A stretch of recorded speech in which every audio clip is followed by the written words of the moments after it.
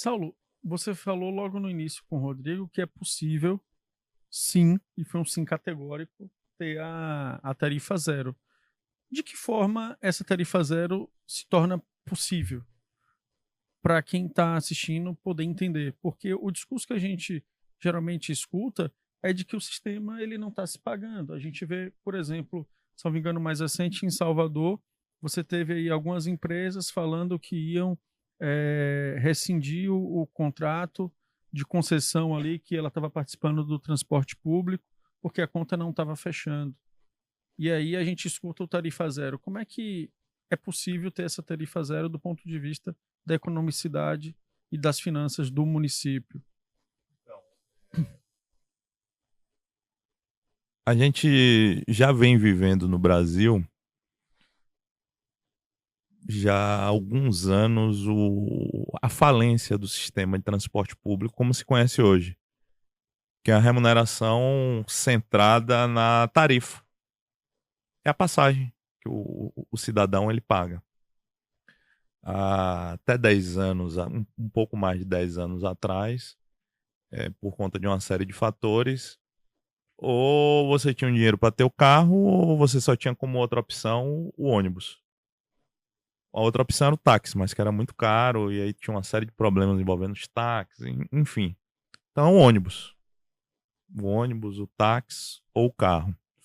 De 2013 para cá, vocês vão lembrar bem aquele período da Copa das Confederações. Foi. Foi um período turbulento. Eu estava, como capitão da PM, vivendo aqueles conflitos que ocorreram aqui no nosso estado, em Salvador, especificamente ali pela Joana Angélica, Campo Grande. E esses conflitos eles tiveram origem por conta do chamado Movimento Passe Livre em São Paulo. Isso, e eu tava em São Paulo. Exatamente. Exatamente. E esse eu posso falar porque eu estava vivendo aquilo em São Paulo. Pronto. Eu era estudante universitário ainda.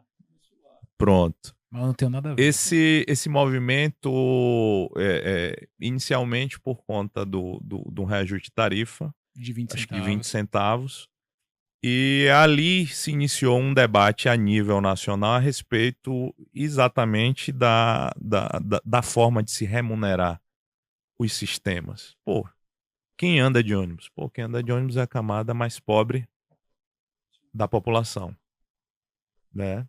E se fala em direito social para a saúde, aí você criou o Sistema Único de Saúde, e aí você tem o Fundeb para educação, tem percentuais garantidos, e o transporte público?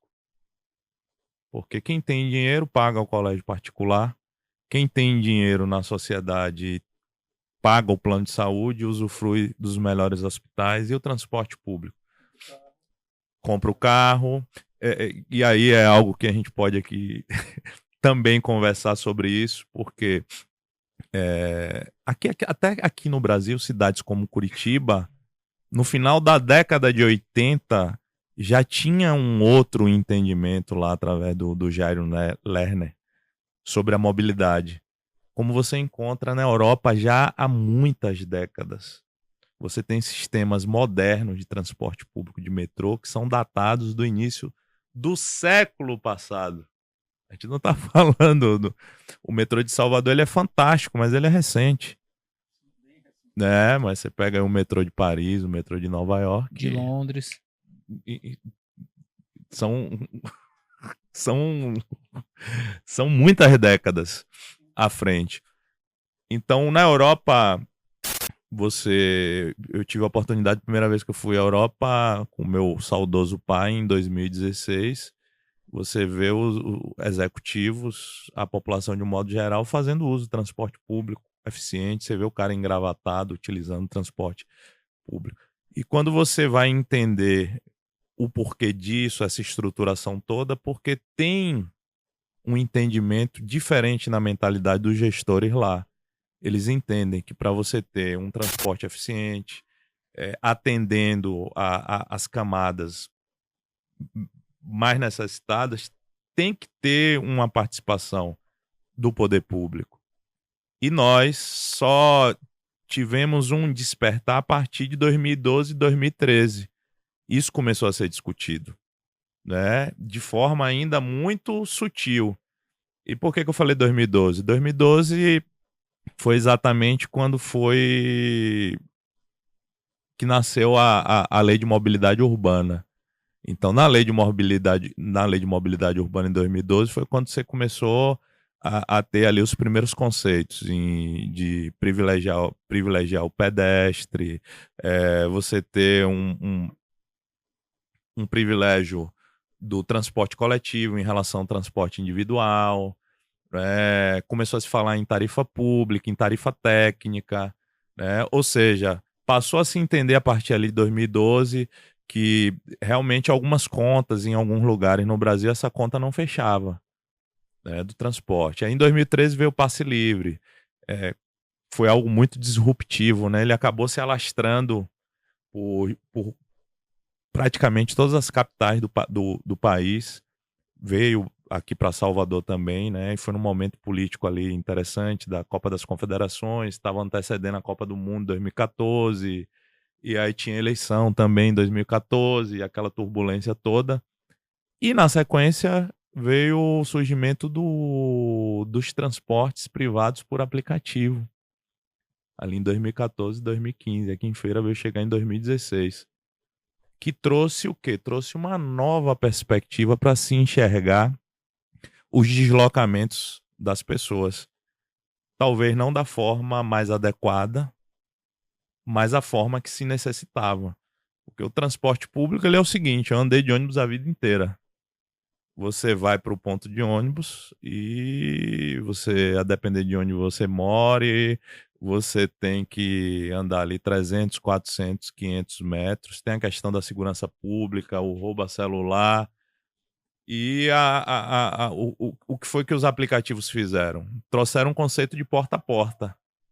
Então, você junta com dois vizinhos ali, se coincidir ali o local.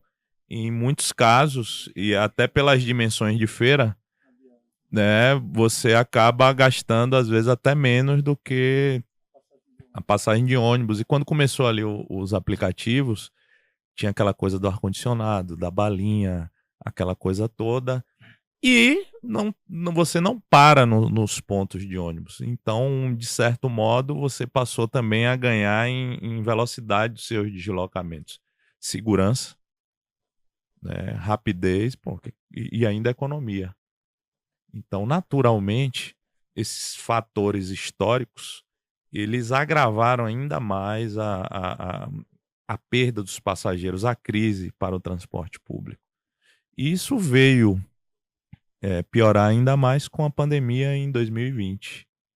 Então, muitos gestores foram forçados a ter que sentar para discutir isso. E nós, como sempre tivemos uma participação muito ativa desde 2017 em todos os eventos nacionais de mobilidade, a gente viu isso nascendo. E aí o que foi que aconteceu mais especificamente a partir de 2020? Foi um aceleramento nessas discussões. Por quê? A conta não fechava. Nesse contexto, muitas cidades foram forçados, logo num primeiro momento, a ter que fazer aporte, a subsidiar. E isso era um tabu em muitas cidades. Porque existia a mentalidade que poder público, botar dinheiro no transporte público é dar dinheiro a empresário. Coisa que há décadas, em outros lugares no mundo, já se tinha um entendimento diferente. Pô, transporte é caro e para se ter um transporte bem estruturado e de qualidade, tem que ter um subsídio, tem que ter uma ajuda do poder público. E nesse contexto é que você tem transportes públicos de qualidade em outros lugares. E aqui no Brasil, algumas cidades, como Curitiba, por exemplo, já tinham esse entendimento. E aí é conta, matemática. Algumas cidades passaram a entender o seguinte, eu vou ter que botar o dinheiro, vou ter que botar tanto. Isso começou a acontecer mais nas pequenas cidades, e pequenas e médias. E vou ter que botar tanto. Poxa, vou custear 60% da operação, 50% da operação. Se eu botar mais tanto aqui, eu ofereço transporte de graça. Então, nesse contexto, dessa forma, como eu estou narrando a vocês, foi que houve uma explosão, né? Recursos municipais, né? Conforme a discussão a partir de 2020 ela foi se aprofundando sobre o tema, é que os especialistas, estudiosos, muitos gestores capacitados que você tem Brasil afora, passaram a buscar também outras fontes de receita. Porque uma coisa é você implantar o tarifa zero numa cidade que tem 15 mil habitantes, 20 mil habitantes. Então eu fiz agora um trabalho de praticamente 10 meses de pesquisa.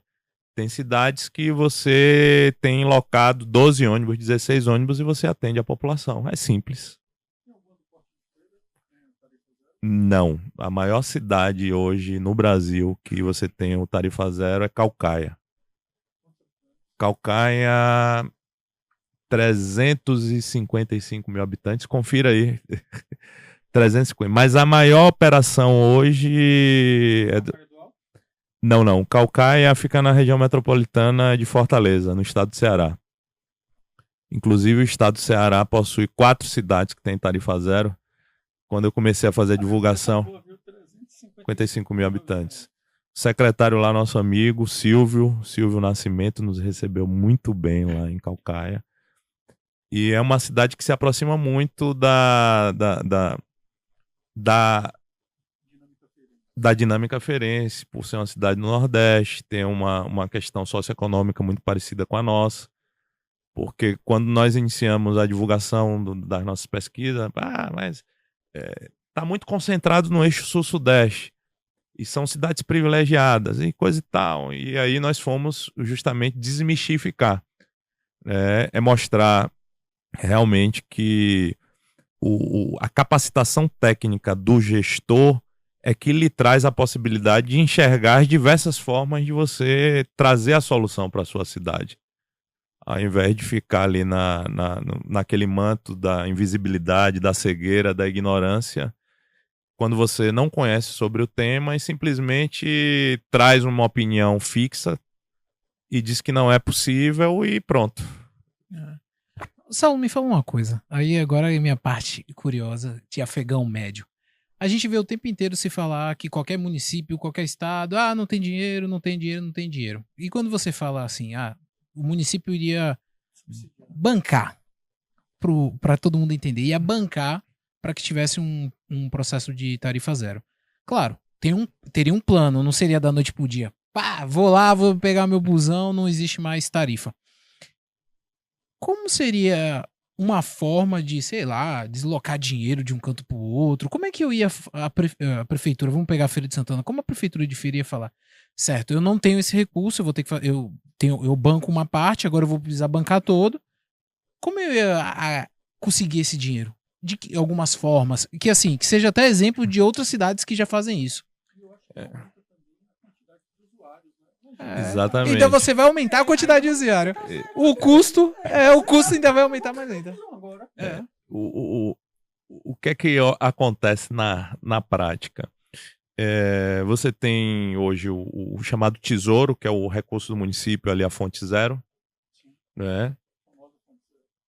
A maior parte dos municípios hoje que tem tarifa zero custeiam isso com a fonte zero. Mas tantos outros municípios, e eu visitei as principais cidades do Brasil, utilizam também outras fontes de receita. Como, por exemplo, recurso do Zona Azul, que é o estacionamento rotativo. Você tem hoje em Feira conhecidos pontos hoje em que o município ele não faz a gestão desse viário urbano, desse viário público. Alguém arrecada com isso, nós não sabemos quem. É o Flanelinha. Então, o Zona Azul, chamado Zona Azul Estacionamento Rotativo, é uma dessas fontes. Tem um município em São Paulo que utiliza, por exemplo, recurso de multa. Ele conseguiu uma brecha jurídica. Todos os municípios, Feira tinha, mas deixou de ter, acho que uns 3, 4 anos atrás, os pátios privados né, que fazem guarda e remoção de veículos que estão cometendo ali infrações de trânsito.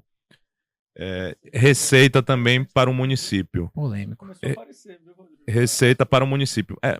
Tecnicamente, o que eu defendo, eu sustento, né? E a oportunidade que vocês estão dando de uma forma descontraída para que as pessoas que estejam em casa entender que a gente não fala por falar.